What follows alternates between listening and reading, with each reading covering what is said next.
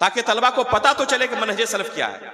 अफसोस की बात है कि हमारे अहले हदीस जमात में से बाद अहले इल्म लफ्ज़ मनहज का मजाक उड़ाते हैं और कहते हैं ये मनहज नहीं, एक चीज हम सुन रहे हैं, ये कहां से आ गया? किताब और सुन्नत क्या काफी नहीं था? ये सवाल लोगों के जहन में आता है कि इसका चर्चा ना होने की वजह से लोगों को ये लग रहा है कि कोई नई चीज है। अल्लाह के रसूल सल्लल्लाहु अलैहि वसल्लम ने अपने सहाबा को एक अकीदे पर, एक दीन पर, एक मनहज पर छोड़ा था। तरक्तुकुम अलल महज्जतिल बैदा लैलुहा कनहारिहा ला यज़िगु अन्हा बअदी इल्ला हालिक। अल्लाह के रसूल ने कहा था कि मैं तुम्हें एक वाज़ेह मनहज पर, एक वाज़ेह शाहराह पर छोड़कर जा रहा हूं, जो भी इस रास्ते से हटेगा वो हलाक व बर्बाद हो जाएगा। तो उस मनहज पर चलना ये नजात का जामिन है, और जो भी उस मनहज से थोड़ा सा हटा उसका अंजाम क्या है? उसका अंजाम भयानक है, हलाक होने वाला है, वो जहन्नम की तरफ ले जाने वाला है। इसलिए नजात अगर हम पाना चाहते हैं, रब की जन्नत पाना चाहते हैं, तो उस दीन पर चलने की जरूरत है जो दीन रसूलुल्लाह सल्लल्लाहु अलैहि वसल्लम अपने सहाबा को देकर गए थे। सहाबा इकराम ने जिसे अपने बाद आने वालों के लिए मुंतकिल किया, जिसे अइम्मा इकराम ने अपने असलाफ से सीखा और किताबों के अंदर मुदव्वन किया। रसूलुल्लाह सल्लल्लाहु अलैहि वसल्लम ने पहले ही पेशन गोई कर दी थी कि ये मनहज जो तुमको मैं देकर जा रहा हूं, इसके अंदर कुछ ही वक्त गुजरने के बाद आइंदा मुस्तकबिल में इख्तिलाफात रूनुमा होंगे, फितने जन्म लेंगे, और बहुत सारे ऐसे लोग इस उम्मत के अंदर जन्म लेंगे जो अपने आप को मुसलमान कहेंगे, लेकिन इस दीन को, इस मनहज को फॉलो करने वाले नहीं होंगे। नए नए फितने और नई नई बिदातें इस दीन के अंदर दाखिल करने की कोशिश करेंगे। चुनांचे अभी सहाबा इकराम का जमाना गुजर ही खवारिज का फितना उठा और उन्होंने गुनाह कबीरा की बिना पर लोगों की तकफीर करना शुरू की। यहां तक के सहाबा इकराम को, अली रजी अल्लाह तआला अन्हु को, अबू मूसा अशअरी रजी अल्लाह तआला अन्हु और अमर बिन आस रजी अल्लाह तआला अन्हु, जो तहकीम के किस्से के, तहकीम के वाक़ये के क्या थे, फैसल थे, जिनको जज बनाया गया था, इन तमाम की तकफीर की। और जिन्होंने भी इस फैसले पर रजामंदी जाहिर की सहाबा इकराम में से, सबकी तकफीर की। और तकफीर के नतीजे में उन्होंने क्या किया, इनके खिलाफ तलवार निकाली और इनके खिलाफ जंग तक की, यहां तक कि अली रदी अल्लाह तआला अन्हु को, अब देखे कितना बड़ा फितना है कि अली रदी अल्लाह तआला अन्हु और सहाबा इकराम को दीन समझकर वो कत्ल कर रहे थे। वो ये समझ रहे थे कि इनको कत्ल करके हमें रब की जन्नत मिलेगी। अल्लाहु अकबर। ये है फितना, किसी के जहन के अंदर दाखिल हो जाए तो वो गुनाह कर रहा होता है, लेकिन सोच रहा होता है कि शायद मैं बहुत बड़ा नेकी का काम कर रहा हूं। शेखुल इस्लाम अल्लामा इब्न तैमिया रहमहुल्लाह ने शरहुल अस्फहानिया के अंदर, इसी तरह मजमुल फतावा के अंदर, अल्लामा इब्न कसीर रहमहुल्लाह ने अल बिदाया और निहाया के अंदर लिखा है कि ये उम्मत के अंदर सबसे पहला फितना था जो रूनुमा हुआ था, यानी मुसलमानों की तकफीर करना, मुसलमानों को काफिर कहना। किस बिना पर? गुनाह कबीरा की बिना पर। इसी वजह से आप सही बुखारी उठाएं और सही मुस्लिम उठाएं, पहली किताब आपको सहीहैन के अंदर जो मिलेगी, सही बुखारी के अंदर गर्चे पहली किताब बदील वही है, लेकिन बहुत ही मुख्तसर है। असल किताब जो मुफस्सल है वो क्या है? किताबुल ईमान है। सही बुखारी में भी, सही मुस्लिम में भी। इमाम मुस्लिम और इमाम बुखारी रहमहुल्लाह ने दोनों ने किताबुल ईमान क्यों कायम की और किस अकीदे पर रद्द किया? वो यही बातिल अकीदा था कि जो गुनाह कबीरा की बिना पर अपने मुसलमान भाइयों को काफिर कहा करते थे और उनके खिलाफ तलवार निकालते थे। ये अफकार, ये अकीदे और ये मनाहिज उसी जमाने में खत्म नहीं हो गए।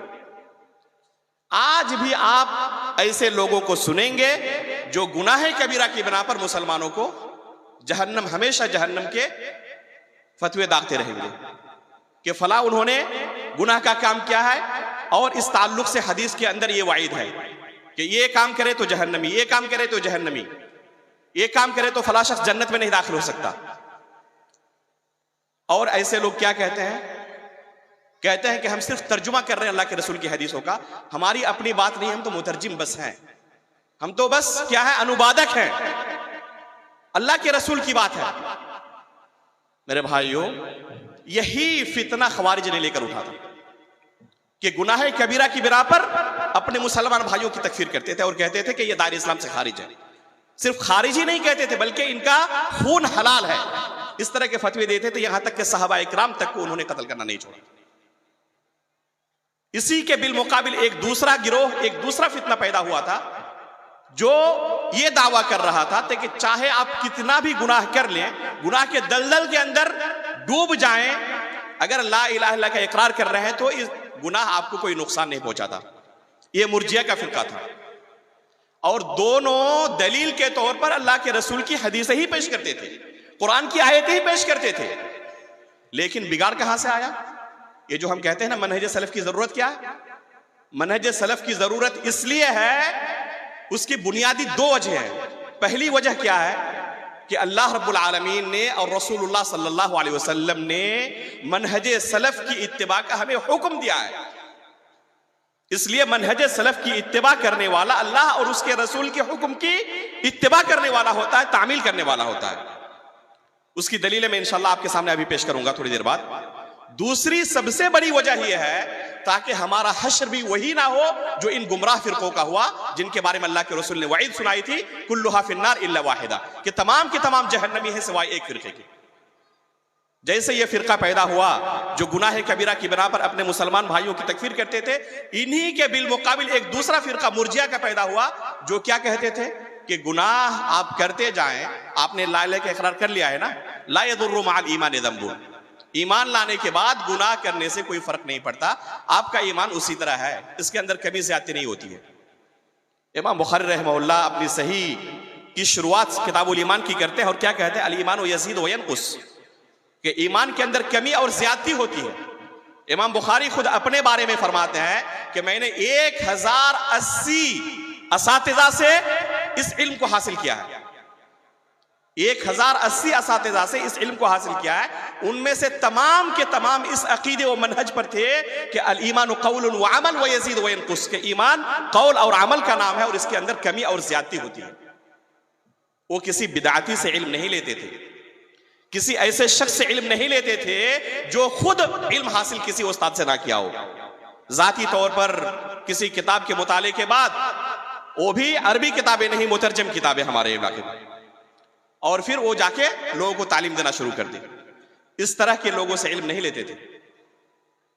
इमाम बुखारी क्या कहते हैं कि मैंने 1080 असातिज़ा से इल्म हासिल किया, सबका अकीदा यही था कि ईमान के अंदर कमी और ज्यादती होती है, क्योंकि ये इसके बिल मुकाबिल जो लोग अकीदा व मनहज रखते थे वो सब के सब बिदअती थे। या तो गुनाह कबीरा की बिना पर तकफीर करने वाले थे, अपने मुसलमान भाइयों को काफिर कहने वाले थे, या ये अकीदा लोगों के अंदर राइज कर रहे थे कि गुनाह करते जाएं, आपने ला इलाहा का इकरार कर लिया है, इसके बाद कोई फर्क नहीं पड़ता। ये लोग भी कुरान और हदीस से ही दलील देते थे। ऐसी बात नहीं है कि ये अफकार जो वो पेश करते थे तो सिर्फ अपनी तरफ से पेश करते थे। मैं आपको एक मिसाल देता हूं, गौर से सुने कि किस तरह कुरान और हदीस की दलीलों से अगर मनहज सलफ की इत्तिबा ना किया जाए तो इंसान गुमराह हो सकता है, और किस तरह लोग गुमराह करते भी हैं। मिसाल के तौर पर ज़िना करना, शराब पीना, चोरी करना ये कबीरा गुनाह है।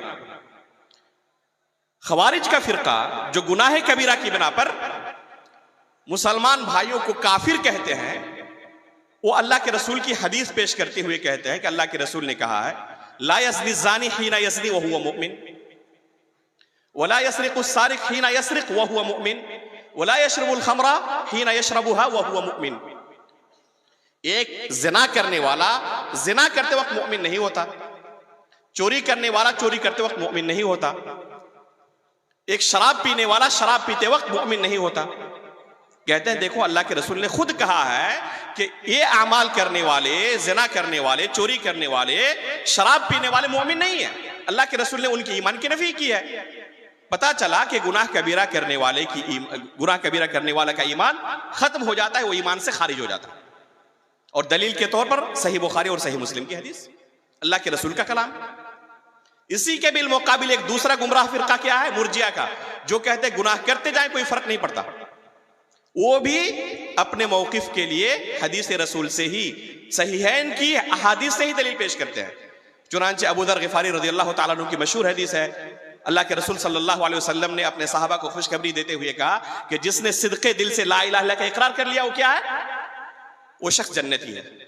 अबू दर गिफारी रज़ियल्लाहु ताला अन्हु ने पूछा, अल्लाह के रसूल अगर वो ज़िना करे और चोरी करे तब भी व इन जना व इन सरिक, तो अल्लाह के रसूल ने क्या कहा, अगर जिना करे, चोरी करे, तब भी वो जन्नती है। देखें, उसी अमल के ऊपर अल्लाह के रसूल ने एक हदीस में क्या कहा है कि वो ईमान से खारिज, और दूसरी हदीस में जिना करे, चोरी करे, तब भी जन्नती। 3 मरतबा अबू ज़र ग़िफ़ारी ने सवाल किया कि अल्लाह के रसूल जिना करे, चोरी करे, तब भी जन्नती? तो अल्लाह के रसूल ने तीनों मरतबा कहा, गर्चे जिना करे, गर्चे चोरी करे, वो जन्नती है।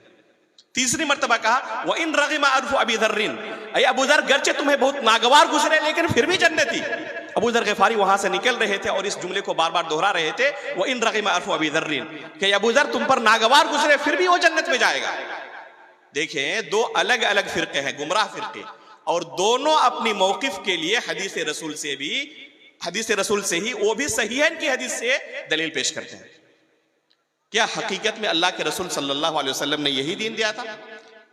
अगर खवारिज की बात माने तो ज़िना करने से आप इस्लाम से खारिज, मुर्जिया की बात माने तो वो भी हदीस रसूल से दलील पेश कर रहे हैं कि ज़िना करने से क्या होगा, कुछ फर्क नहीं पड़ता, जन्नत में जाएगा वो। जाहिर सी बात है कि अल्लाह के रसूल सल्लल्लाहु अलैहि वसल्लम इस तरह मुतज़ाद बातें नहीं करते, हमारी शरीयत इस तरह मुतज़ाद चीज पेश नहीं करती। इसलिए जरूरत है कि सहाबा इकराम ने इन अहादीस से क्या समझा था। जब तक फहमे सलफ हमारे पास ना हो, हमारा भी हश्र वही होगा जो इन गुमराह फिरकों का हुआ।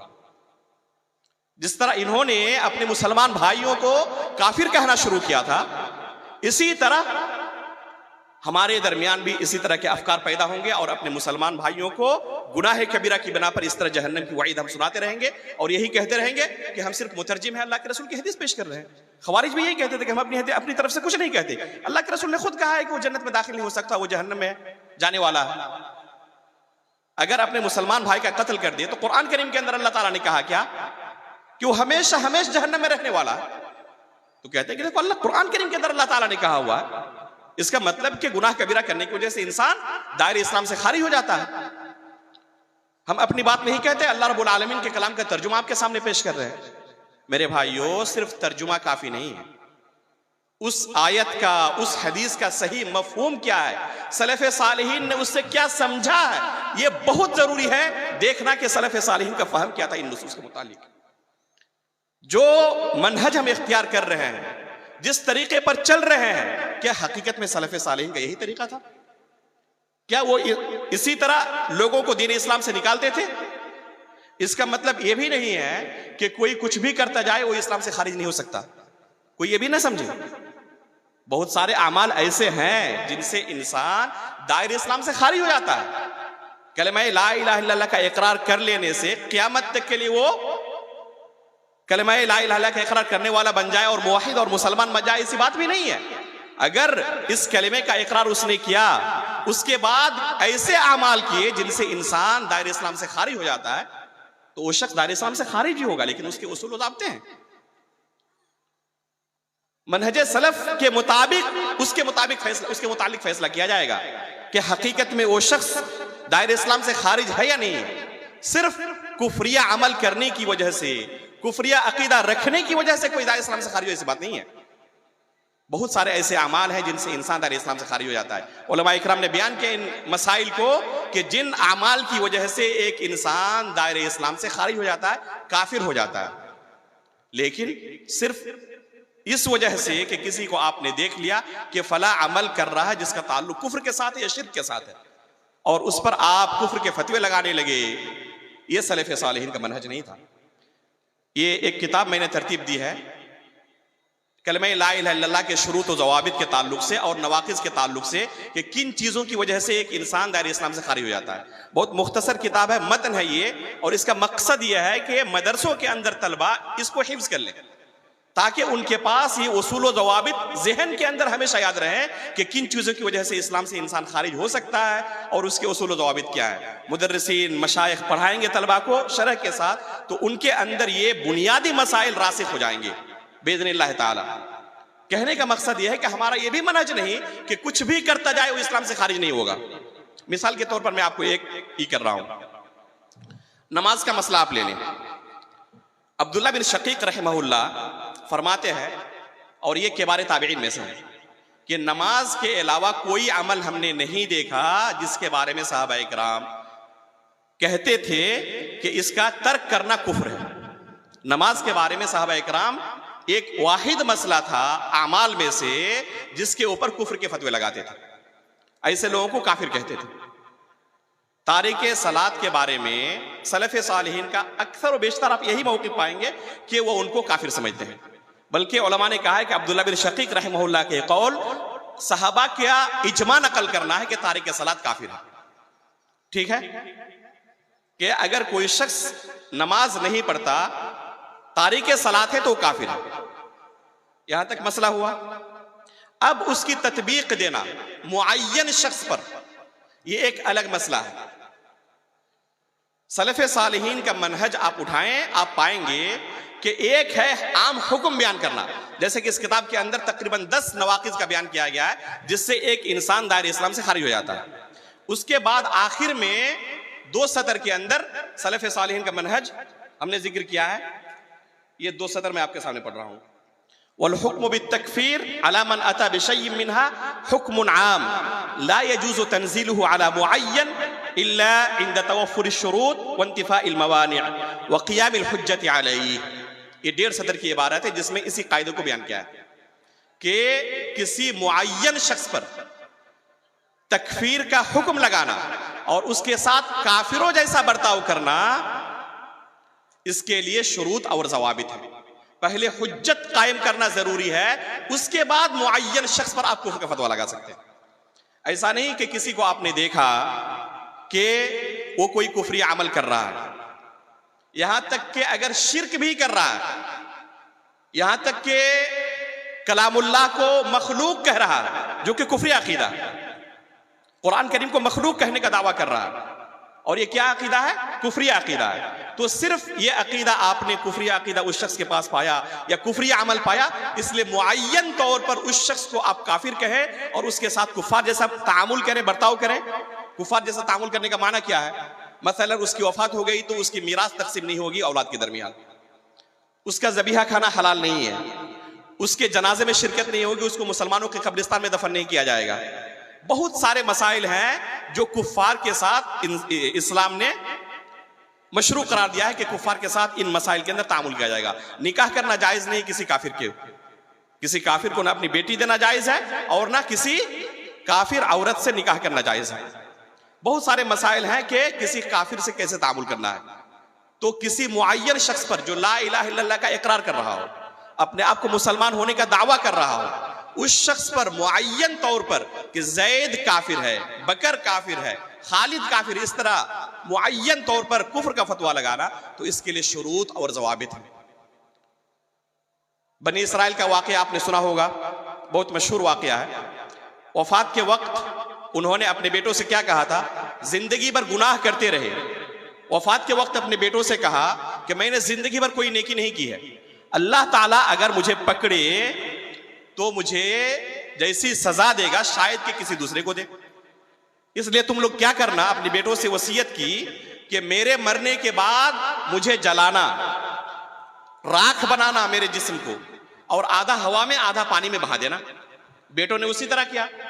उसके बाद क्या हुआ? अल्लाह रब्बुल आलमीन ने आग को, हवा को हुक्म दिया और बंदा अल्लाह के सामने खड़ा हो गया। पूछा कि तुमने ऐसा क्यों किया था? क्या कहा? मिन खशियतिका या रब, तेरे डर से अल्लाह मैंने ये किया था। अल्लाह रब्बुल आलमीन ने उसे कहां दाखिल किया? जन्नत में या जहन्नम में?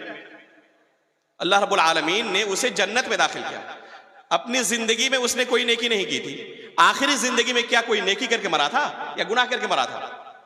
आखिरी जिंदगी में जो उसने काम किया था ये एक कुफरिया काम था, एक कुफरिया अकीदा उसने अपने बच्चों के सामने पेश किया और कुफरिया अकीदे पर उसकी वफात हुई। लेकिन वो जन्नत में क्यों दाखिल हुआ? क्योंकि जब इस कुफरिया अकीदे का इजहार कर रहा था उसे पता नहीं था कि कुफरिया अकीदा है। अल्लाह के डर से ऐसा कर रहा था, वो अल्लाह के डर से ऐसा कर रहा था। क्या कहा उसने कि अगर अल्लाह ताला मुझे पकड़ेगा तो ये सजा देगा, इस तरह करूं तो अल्लाह के पकड़ से मैं दूर हो सकता हूं। और ये अकीदा रखना कि अल्लाह रब्बुल आलमीन की कुदरत से इंसान किसी तरह बच सकता है, अल्लाह की पकड़ से दूर हो सकता है, ये कुफरी अकीदा है।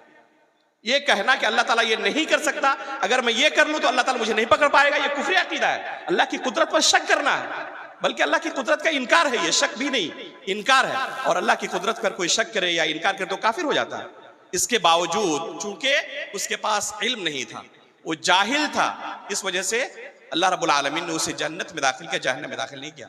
इस हदीस पर सलफ़ सालिहीन ने इस हदीस से जो कवायद इस्तेमाल किए हैं अकीदा व मनहज के, आप पढ़े दंग रह जाएंगे।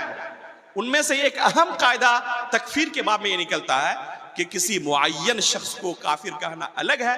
अगर हमें पूछा जाए कि अगर कोई अल्लाह रब्बुल आलमीन की कुदरत का इनकार कर रहा हो तो उसका क्या हुक्म है, हम क्या कहेंगे कि वो काफिर है। अल्लाह रब्बुल आलमीन की कुदरत का कोई इनकार करे तो उसका हुक्म क्या है, काफिर है। लेकिन जैद ने अल्लाह रब्बुल आलमीन की कुदरत का इनकार किया है, तो जैद पर मुअय्यन तौर पर कुफ्र का फतवा लगाना एक अलग मसला है। उसके लिए हुज्जत कायम की जाएगी, शुरूत और जवाबित को देखा जाएगा, जो उलमा ने तफसील के साथ अकीदे की किताबों में लिखा है कि किसी मुअय्यन शख्स को काफिर कहने के क्या शुरूत और जवाबित है, किसी मुअय्यन शख्स के साथ कुफ्फार जैसा तामुल करने के लिए क्या शुरूत और जवाबित है। इसलिए किसी मुअय्यन शख्स को काफिर कहना अलग मसला है। बाद लोगों को ताज्जुब होता है कि आप अमल पर कुफ्र का और शिर्क का फतवा लगाते हैं, लेकिन मुअय्यन शख्स ने वही अमल किया तो वो काफिर नहीं होगा मुअय्यन तौर पर। ये कैसी बात हुई? मैं आपको एक मिसाल से समझाता हूं।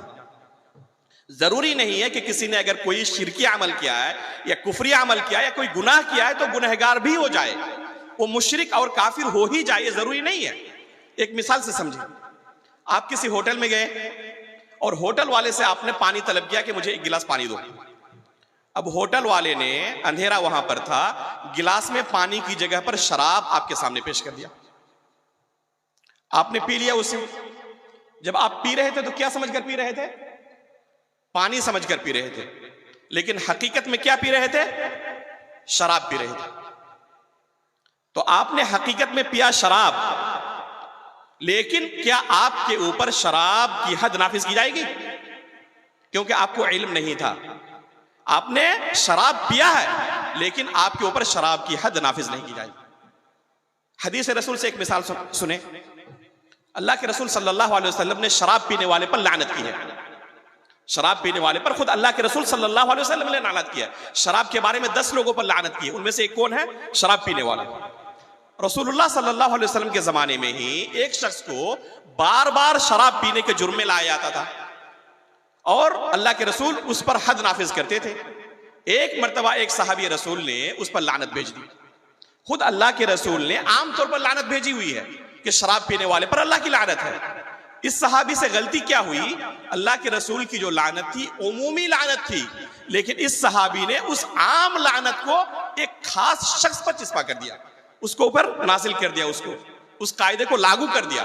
कहा कि तुम पर अल्लाह की लानत हो, कितनी बार तुम्हें अल्लाह के रसूल के पास लाया जा रहा है, इसके बावजूद तुम्हें शर्म नहीं आती?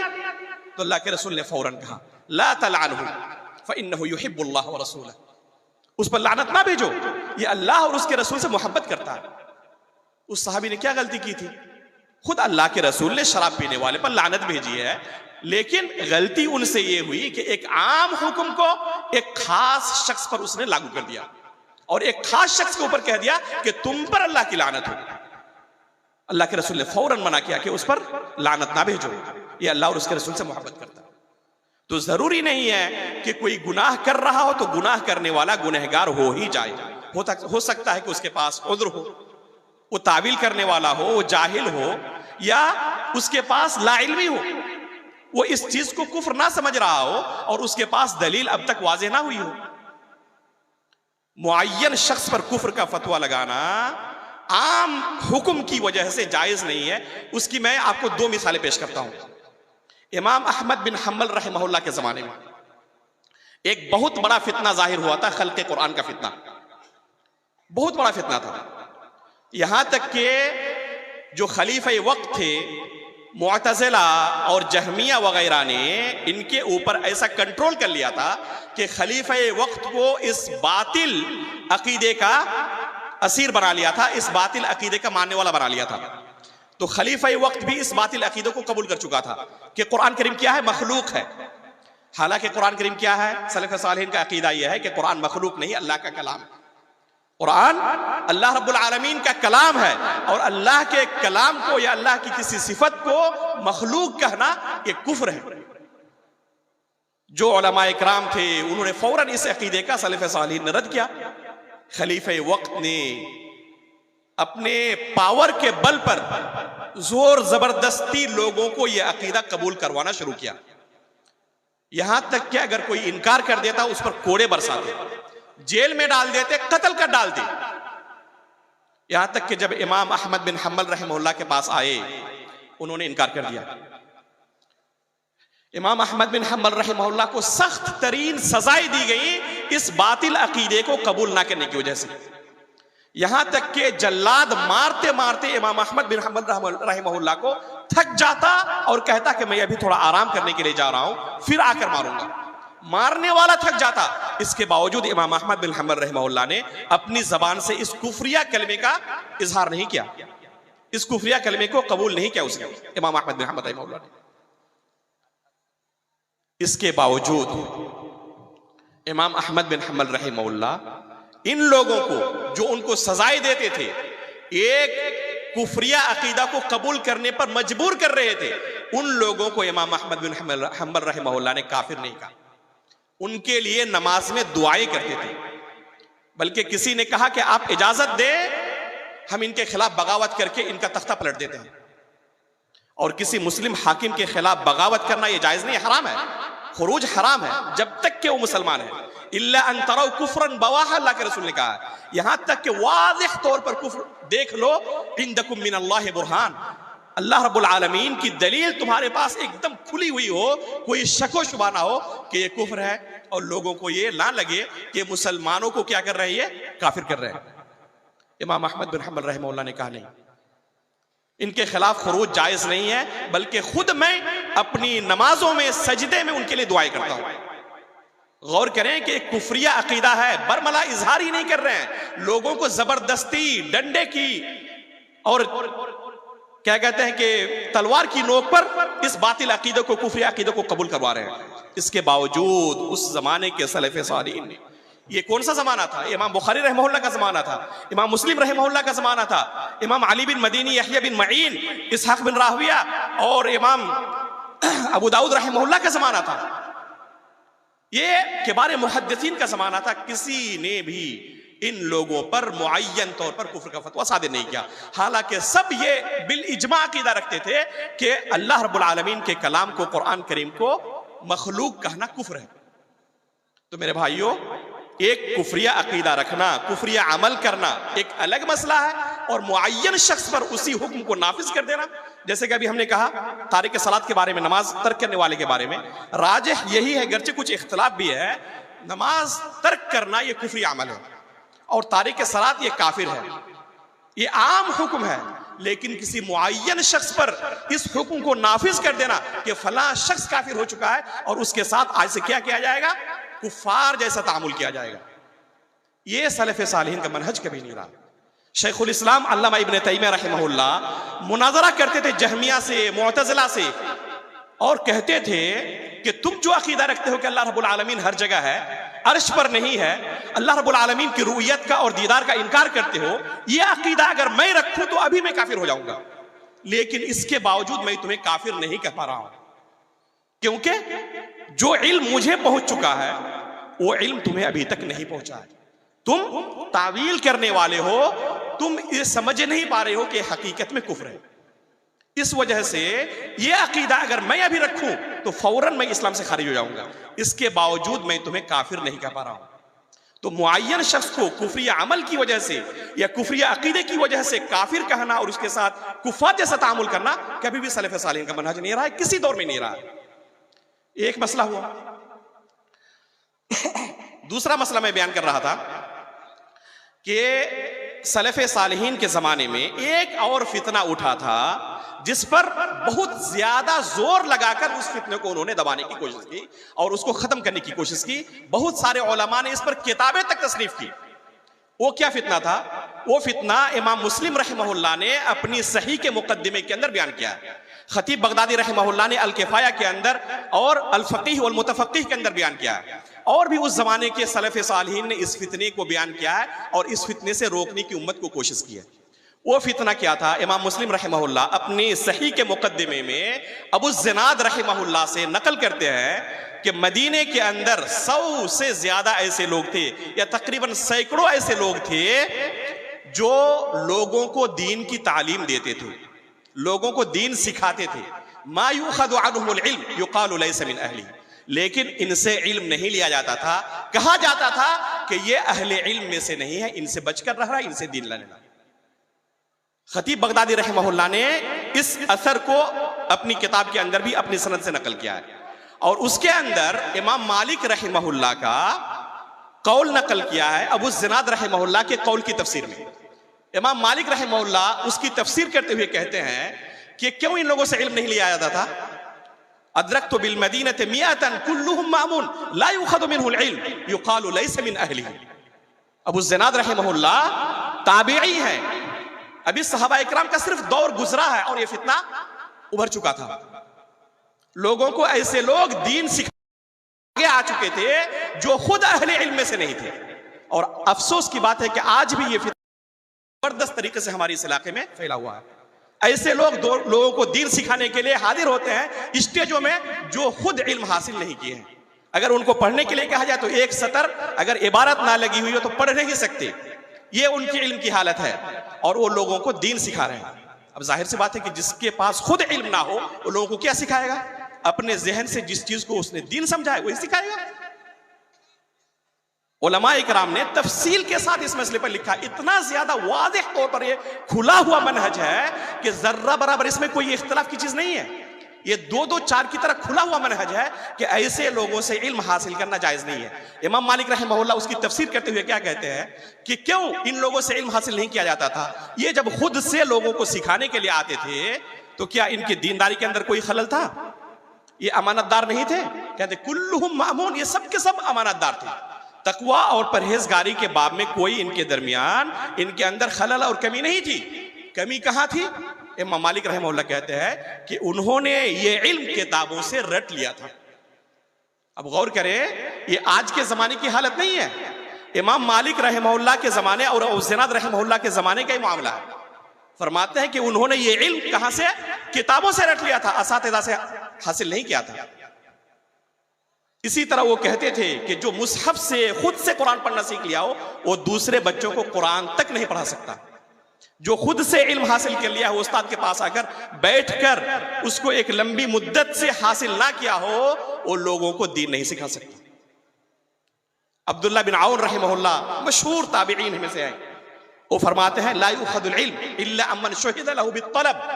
इल्म सिर्फ उसी से हासिल किया जाएगा जिनके बारे में गवाही दी जाती हो कि वो हकीकत में तालिब इल्म रहा है, वो सीखा है पहले इस इल्म को, उसके बाद आकर लोगों के सामने जाहिर हुआ है।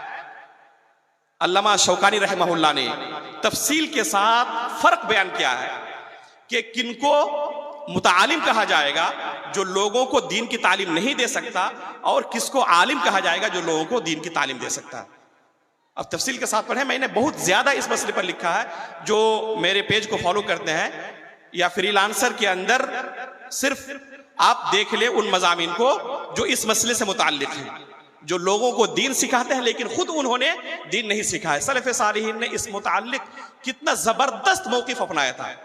बल्कि सलफ़ सालिहीन कहते थे कि सिर्फ वही लोग मुजरिम नहीं हैं जो इस तरह की कोशिश करते हैं, जो उनको मौका देते हैं वो भी मुजरिम है। बल्कि हुक्मरान वक्त को कहते थे कि इनके ऊपर वाजिब है कि उनके ऊपर पाबंदी लगाएं और उनको मौका ना दें। लेकिन अफसोस की बात है कि आज ये फितना दोबारा बहुत ज्यादा सर उठा रहा है और एक बहुत बड़ी तादाद इन लोगों के पीछे फरिफ्ता है। जरूरत है कि इस फितने का कलाकमा किया जाए और इसको खत्म किया जाए, दूर किया जाए। एक तीसरा फितना जो सहाबा इकराम के जमाने में ही ज़ुहूर पजीर हुआ था।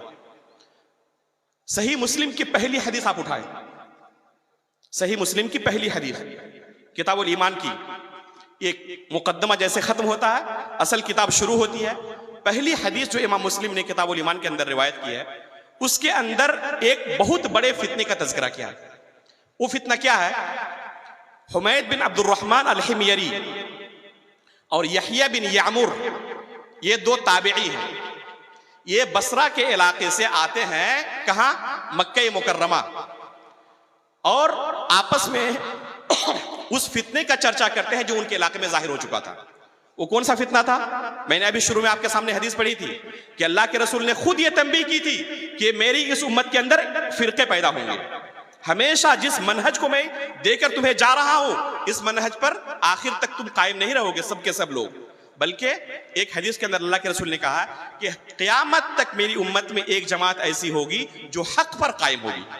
लोग मुखालिफत करेंगे लेकिन उनकी मुखालिफत की वजह से उनको कोई नुकसान नहीं पहुंचा पाएंगे। तो एक जमात अल्लाह के फजल से क़यामत तक कायम रहने वाली है, और आज भी अल्हम्दुलिल्लाह ऐसी जमात मौजूद है, और वो जमात अहले हदीस और सल्फी जमात की शक्ल में अल्लाह के फजल करम से दावत के मैदान में, दीन के मैदान में डटे हुए हैं, और लोगों की मुखालिफत की कोई उनको परवाह नहीं होती अल्लाह के फजल करम से। तो अल्लाह के रसूल ने खुद ये पेशेनगोई की थी कि हमेशा पूरी उम्मत इसी मनहज पर बाकी रहे, ऐसा नहीं होगा, फितने पैदा होंगे। चुनांचे सहाबा इकराम के जमाने में ही, जैसे कि मैंने अभी थोड़ी देर पहले कहा, खवारिज का फितना पैदा हो चुका था। उसके बाद और एक बहुत बड़ा फितना पैदा हुआ जो इस सही मुस्लिम की पहली हदीस के अंदर इमाम मुस्लिम रहमहुल्लाह ने बयान किया। वो कौन सा फितना था? यहया बिन यामुर और हुमैद बिन अब्दुर्रहमान अल-हिमयरी, ये दोनों आए थे बसरा से, आपस में चर्चा कर रहे हैं कि काश के यहां मक्का में कोई सहाबी रसूल मिल जाते और हम उनसे अपने इलाके में जो फितना जाहिर हुआ है उसके मुतालिक सवाल कर लेते। यहां से उलमा की अहमियत पता चल रही है, यहां से उलमा की अहमियत पता चल रही है। इस मसले को खुद ताबईन के किबार उलमा में से हैं, लेकिन हल नहीं कर रहे हैं, सहाबा रसूल को तलाश रहे हैं। और हकीकत में एक सलफी और एक अहले हदीस की यही पहचान होती है कि वो किसी मसले के ताल्लुक से जानकारी लेनी हो तो क्या करता है, वो उलमा की तरफ रुजू करता है, खुद से फैसला नहीं कर लेता। इस वाक़े को बयान करने से पहले एक वाक़या और मैं बयान कर देता हूं ज़िम्नी तौर पर।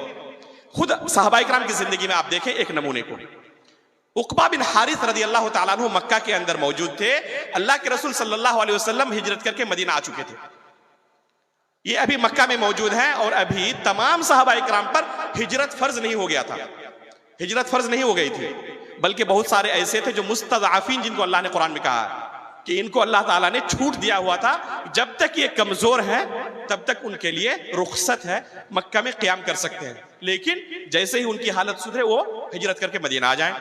बहरहाल उक़बा बिन हारिस रज़ी अल्लाह तआला अन्हु और बहुत सारे सहाबा इकराम अभी भी मक्का में मौजूद थे, यहाँ तक कि अल्लाह के रसूल के चचा अब्बास रज़ी अल्लाह तआला अन्हु, अब्दुल्ला बिन अब्बास रज़ी अल्लाह तआला अन्हु, उनका पूरा खानदान, बल्कि खानदान में से बहुत सारे लोग आखिरी वक्त अल्लाह के रसूल सल्लल्लाहु अलैहि वसल्लम की जिंदगी के उन्होंने हिजरत किया था। तो बहुत सारे सहाबा इकराम अभी मक्का में मौजूद थे, उनमें से एक कौन थे? उक़बा बिन हारिस रज़ी अल्लाह तआला अन्हु। एक दिन का मामला है कि एक खातून उनके घर में आकर कहती है कि मैंने आपको और आपकी बीवी दोनों को दूध पिलाया है। एक खातून की गवाही है बस, और गवाही किनके सामने पेश कर रहे हैं? एक सहाबी रसूल के सामने। हम में से कोई होता तो क्या करता? फौरन इंटरनेट में सवाल लिख के सर्च कर लेता और खुद से फतवा ले लेता। वहां पर सहाबा इकराम भी मौजूद थे, खुद सहाबी रसूल है, ज्यादा से ज्यादा क्या करता? कुरान हदीस देख लेता। अल्लाह रब्बुल आलमीन ने सूरह बकरा की जो लंबी आयत है उसके अंदर खुद बयान किया हुआ है गवाही के उसूल और ज़वाबित को, कि दो लोगों की गवाही जरूरी है किसी मामले में। अगर मर्द ना हो, औरत हो, तो दो औरत एक मर्द के बिल मुकाबिल, और यहां पर सिर्फ एक औरत है, हम फौरन इज्तिहाद करते कि तुम सिर्फ एक औरत हो, तुम्हारी गवाही का कोई एतबार ही नहीं शरीयत की निगाह में, फौरन उसको हम रद्द कर देते। नहीं, इस सहाबी ने ऐसा नहीं किया। क्या किया? फौरन वहां से रख्ते सफर बांधा मदीने के लिए, अल्लाह के रसूल के पास वहां से सफर करके आए सिर्फ एक मसले के लिए। आज उलमा को हम फोन करते हैं, वो जवाब नहीं देते तो नाराज हो जाते हैं कि उन्होंने जवाब नहीं दिया। इतनी तौफीक नहीं होती कि जो मशहूर उलमा इलाके के अंदर मौजूद हैं वो फीस भी नहीं लेते। डॉक्टर के पास जाएं तो फीस भी लेते हैं, ये फीस भी नहीं लेते, फ्री में आपको आपके दीनी मसाइल का हल पेश करते हैं। फिर भी इतनी तौफीक नहीं होती कि उनके पास जाएं और जाकर उनसे इस मसले का हल करें। खुद से इंटरनेट से सर्च करके हम मुफ्ती बन जाते हैं, या ज्यादा से ज्यादा अपने ही घर के करीब की कोई मिल जाए तो उसी से मसला हल कर लेते हैं। उन्होंने ऐसा नहीं किया, वहां से सफर करके आए अल्लाह के रसूल के पास, पूरा वाकया बयान किया। अल्लाह के रसूल ने कहा कैफा वक़द कील, जब एक खातून खुद अपने बारे में गवाही दे रही है कि मैंने दूध पिलाया है, इसके बावजूद उस औरत के साथ कैसे रह सकते हो तुम? फौरन उन्होंने अपनी बीवी को तलाक दे दी। अब गौर करें कि अगर खुद से वो इज्तिहाद कर रहे होते और इस आयत के मुताबिक फैसला कर रहे होते तो क्या करते? उसी बीवी के साथ हमेशा रहते और एक नाजायज ताल्लुकात वहां पर जिंदगी भर कायम किए हुए रहते। तो ये है उलमा की अहमियत। अभी अल्लाह के फजलो करम से उलमा मौजूद है, जब किसी आलिम की वफात होती है उस वक्त हमारी आंख खुलती है कि एक आलिम दुनिया से रुखसत हो गए, काश कि हमने उनसे कुछ फायदा उठा लिया होता। अरे भाई, जब तक मौजूद है तब तक को कम से कम फायदा उठा लें, लेकिन हमें तौफीक नहीं होती। हम जाते हैं किन के पास? जो खुद मिस्कीन होते हैं। मुझे बाद मशाइख ने बयान किया, आपके इसी मगरिबी बंगाल की बात है, कि एक इजलास में बहुत सारे शेखुल हदीस बैठे हुए थे, बहुत सारे शेखुल हदीस जो अपने मदरसों में सही बुखारी का दर्स देते हैं, और उस इजलास के आखिर में सवाल और जवाब की मजलिस कायम की गई। उन मशाइख की मौजूदगी में एक बरदर बैठा फतवा देने के लिए, आपके ही इलाके का। ना उसको शर्मो हया महसूस हुई कि इन मशाइख के सामने मैं कैसे मुफ्ती बन जाऊं, और ना लोगों को कभी आर महसूस हुई कि इन मशाइख के सामने मैं कैसे एक ब्रदर से सवाल कर रहा हूं। तो ये सिर्फ वो मसूल नहीं है, बल्कि हर कोई जो इस चीज को फरोग दे रहा है मसूल है। तो यहया बिन यामुर और हुमैद बिन अब्दुर्रहमान अल-हिमयरी रहमहुल्लाह जो उलमाए ताबीईन में से हैं, क्या कहते हैं? काश के कोई सहाबी रसूल मिल जाते, हम उनसे इस मसले के मुतालिक पूछ लेते। इतने ही देर में क्या देखते हैं कि अब्दुल्ला बिन उमर रज़ियल्लाहु ताला अन्हु सहाबी रसूल जलीलुल क़द्र सहाबी मस्जिद हराम के अंदर दाखिल हो रहे हैं।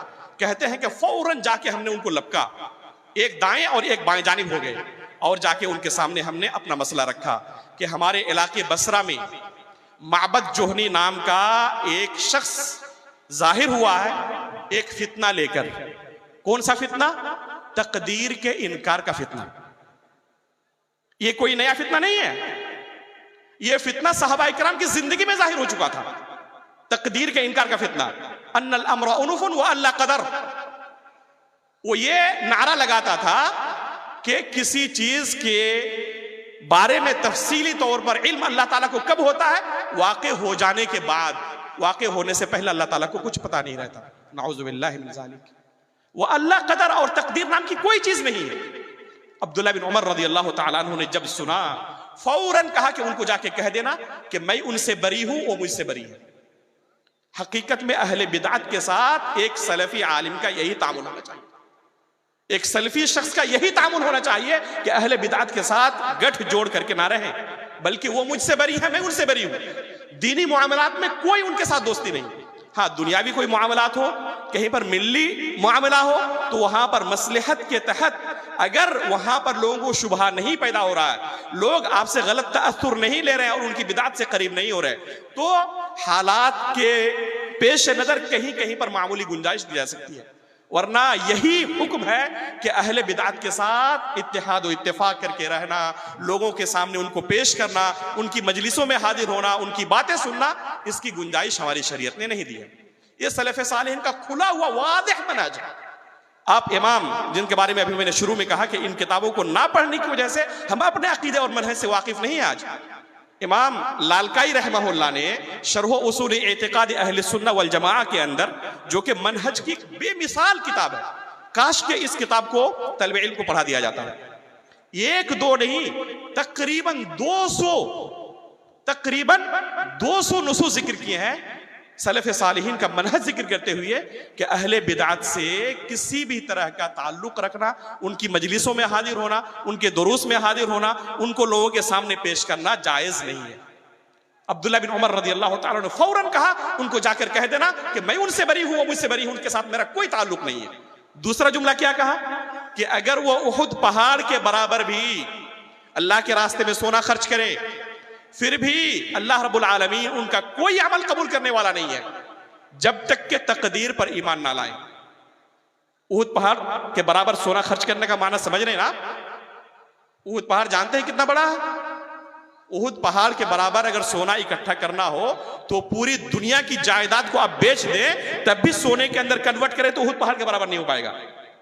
यानी पूरी दुनिया भी अगर कोई मालिक हो जाए, पूरी दुनिया का, और पूरी दुनिया अल्लाह के रास्ते में खर्च कर दे, तकदीर पर ईमान ना हो, ये सिर्फ तकदीर पर ईमान होने, बिल्कुल मैं देख रहा हूं घड़ी बार बार, इंशाल्लाह 1 मिनट भी ज्यादा नहीं लूंगा। तो क्या कहा उन्होंने कि अगर पूरी दुनिया के बराबर भी, यानी उहुद पहाड़ के बराबर भी सोना खर्च कर दे, लेकिन तकदीर पर ईमान ना हो, तो अल्लाह रब्बुल आलमीन के अजाब से नहीं बच सकते। मेरे भाइयों, ये सिर्फ तकदीर का मसला नहीं है, ईमान के तमाम अरकान का यही मसला है।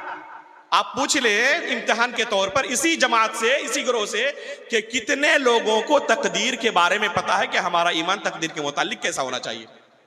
कभी उनसे बात करें, आपको अंदाजा होगा कि 90%, 95% लोग आपको ऐसे मिलेंगे जिनको तकदीर के बारे में जर्रा बराबर कोई इल्म ही नहीं है। अल्लाह रब्बुल आलमीन के बारे में पूछ रहे कि हमारा ईमान कैसा होना चाहिए, रब्बुल आलमीन के सिलसिले में अक्सर और बेशतर को आप पाएंगे कि अल्लाह रब्बुल आलमीन के बारे में जो अकीदे की किताबों में बयान हुआ है, अक्सर लोगों को कोई इल्म नहीं है। वजह क्या है? क्योंकि इन मसाइल को लोगों के सामने कभी बयान नहीं किया जाता। चंद उलमा होते हैं जो तौहीद के मसाइल, ईमान के मसाइल, इन मसाइल को लोगों के सामने रखते हैं, मनहज के मसाइल, अकीदे के मसाइल को रखते हैं। बकसरत जरूरत है कि इन मसाइल को लोगों के सामने छेड़ा जाए। ये जो लोगों के अंदर नफरत एक है ना, नफरत तो नहीं कहूंगा, एक तरह से अजनबियतपन है कि इस तरह के मसाइल को सुनने के बाद जल्दी समझ नहीं पाते बहुत सारी बातों को। वजह क्या है? क्योंकि जिंदगी में पहली बार सुन रहे हैं, इससे पहले कभी सुना ही नहीं, चंद लोगों से सिर्फ सुना था। जब बकसरत इस चीज का तज़किरा होगा, बार बार इन चीजों को दोहराया जाएगा, तो फिर ये चीजें उनके लिए समझना आसान हो जाएंगी। उनके जहन के अंदर, उनके दिल के अंदर ये अकीदा रासिख हो जाएगा। कोई भटकाना भी चाहेगा तो कामयाब नहीं होगा। लेकिन चूंकि उनके पास पूरा अकीदा खाली है, दिल पूरा खाली है, जानता ही नहीं कि सही अकीदा क्या है, तो लोगों को फौरन कोई मौदूदी भक्त आता है, कोई असरारी भक्त आता है, फौरन उनको उचक के लेके चला जाता है। और हम उस वक्त रोते हैं। अभी शेख सराबिली साहब बयान कर रहे थे शकील बिन हनीफ का फितना जो इस इलाके में उठा हुआ है, ये हमारे बच्चे उस फितने के अंदर क्यों गिरफ्तार हो रहे हैं? एक बहुत वाज़ेह मनहज और बहुत वाज़ेह अकीदा ईसा अलैहिस्सलाम के ताल्लुक से, जिसका इल्म हर बंदे को होना चाहिए था, लेकिन एक फितना उठा है और हमारे बच्चों को जाके वो क्या कर रहा है? कैप्चर कर रहा है, गिरफ्तार कर रहा है, और एक वाज़ेह बातिल मनहज को, बातिल अकीदे को पेश कर रहा है, और हमारे बच्चे कबूल कर रहे हैं। वजह आखिर क्या है? आपने कभी सुना है किसी जलसे में कि ईसा अलैहिस्सलाम के मुतालिक हमारा क्या अकीदा है? किसी ने बयान किया हो? जब उलमा बयान नहीं करेंगे, लोगों को इल्म नहीं होगा, पहली मर्तबा उसी चीज को सुनेंगे उन लोगों से, और ऐसे लोगों के पास अकली दलाइल बहुत होते हैं, फौरन वो गिरफ्तार कर लेते हैं। अल्लाह जज़ाए खैर दे शेख को कि शेख ने इस मौजू पर खुसूसी तौर पर किताब लिखी, मुझे बहुत खुशी हुई। अल्लाह जज़ाए खैर दे कि उम्मत की तरफ से उन्होंने एक काम किया है। इस तरह के मसाइल पर बोलना, और बोलने वाले चंद गिने चुने लोग हैं, लेकिन उनको भी हिम्मत नहीं आनी चाहिए। और भी लोग आएंगे इंशाअल्लाह, इसलिए कि सब इस अकीदे और मनहज से मोहब्बत करने वाले हैं। एक खलल और कमी थी, इस कमी को दूर करने की जरूरत है, लोगों को हरकत देने की जरूरत है। इंशाअल्लाह हमारे ये लोग भी इन चीजों को समझेंगे, और हमारे उलमा भी इन मसाइल का अपने मदरसों के अंदर भी और लोगों की मजालिस के अंदर भी इनका तज़किरा करेंगे। तो इंशाअल्लाह सुनहरा दौर आएगा जिसमें मनहज सलफ का इजहार होगा, और लोग इस चीज से अजनबियतपन और अकेलापन महसूस नहीं करेंगे इंशाअल्लाह बेइज़्निल्लाह। इन चीजों को बार बार बयान किया जाना, इससे मशाइख को मैं कहूंगा कि इसको आर ना समझे, और ना ये समझे कि एक ही चीज को बार बार क्यों हम बयान करें। मैं आपको एक मिसाल सिर्फ देता हूं। अल्लामा इब्न बाज रहमहुल्लाह, नाम आप लोगों ने सुना है? अल्लामा इब्न बाज रहमहुल्लाह ने दिलम के इलाके में रहते वक्त, जिस जमाने में दिलम के इलाके में रहते थे इब्न बाज रहमहुल्लाह, सिर्फ वहां पर रहने के दौरान अल उसूल सलासा नामी जो अकीदे व मनहज की बहुत ही लाजवाब और बहुत मुख्तसर किताब है, जानते हैं कितनी मरतबा पढ़ाया था लोगों को? 100 मरतबा से ज्यादा। इतने बड़े अल्लामा, दुनिया के सबसे बड़े आलिम, और उन्होंने आर महसूस नहीं की कि एक छोटी किताब लोगों को बार बार पढ़ाने से क्या फायदा होगा, 2 मरतबा 5 मरतबा पढ़ा दिया काफी है। लेकिन जानते थे हमारे उलमा कि इन मसाइल का तज़किरा किस कदर ज्यादा करना चाहिए। 100 मरतबा से ज्यादा इब्न बाज रहमहुल्लाह ने सिर्फ अल उसूल सलासा को लोगों को पढ़ाया था। और आज हम अगर 1 मरतबा पढ़ा लेते हैं, 2 मरतबा किसी मौजू पर, अकीदे के मौजू पर बोल लेते हैं, तीसरी बार बोलने में खुद अजीब लगता है कि उसी चीज को फिर कैसे लोगों के सामने दोहराएं। मेरे भाइयों, ना घबराएं, बार बार लोगों के सामने तज़किरा करते रहें। कुरान करीम के अंदर अल्लाह रब्बुल आलमीन ने हमें यह तालीम दी है, सूरह फातिहा को हम बार बार दोहराते हैं नमाज के अंदर। क्यों? क्योंकि इसके पीछे मकसद है। ऐसे ही अल्लाह रब्बुल आलमीन ने उसका हुक्म नहीं दिया है। अल्लाहु अकबर का लफ्ज दिन में कितने मरतबा आप दोहराते हैं? कहें लफ्ज अल्लाहु अकबर रोजाना दिन में कितनी मरतबा दोहराते हैं? तकरीबन 250 से 300 मरतबा हर मुसलमान बंदा दोहराता है। अजान होती है, अल्लाह अकबर की सदा आती है। इकामत के अंदर नमाज खड़ी होती है, अल्लाह अकबर कह के एक रुकन से दूसरे रुकन में मुंतकिल होते वक्त फिर अल्लाह अकबर। नमाज खत्म हुई, सुभान अल्लाह, अल्हम्दुलिल्लाह, अल्लाहु अकबर। इस तरह कितने मरतबा आप दोहरा लिए 5 नमाजों में? 250 से 300 मरतबा। ये जो बार बार आपकी जिंदगी में रोजाना 250-300 मरतबा एक कलमे को दोहराया जा रहा है बगैर किसी मकसद के, उसके पीछे कोई मकसद नहीं है। अजीम मकसद है, लेकिन इस मकसद को वाज़ेह करने वाले कितने लोग हैं? कभी आपने सुना कि अल्लाहु अकबर इस जुमले के पीछे अल्लाह रब्बुल आलमीन के क्या क्या मकासिद हो सकते हैं? उलमाए किराम ने बयान किया इन चीजों को, लेकिन अफसोस की बात है ना इनका तज़किरा स्टेजों से किया जाता है, ना तलबा के सामने मदरसों के अंदर किया जाता है। जरूरत है कि हम अपने दावती मिशन का रुख अकीदे और मनहज की तरफ बहुत ज्यादा मोड़े। अल्लाह रब्बुल आलमीन से हम दुआ करते हैं कि अल्लाह रब्बुल आलमीन हमें तौफीक अता फरमाए। जो बातें हमने यहाँ पर सुनी अल्लाह रब्बुल आलमीन इन्हें समझने और इनके मुताबिक चलने और आखिरी सांस तक अकीदे सलफ मनहज सलफ पर बाकी रहने की तौफीक अता फरमाए। जब हमारी वफात हो तो ईमान की हालत पर हमारी वफात हो और नबीयीन, सिद्दीकीन, शुहदा व सालिहीन के साथ हमारा हश्र हो। आमीन। तक़ब्बल या रब्बल आलमीन।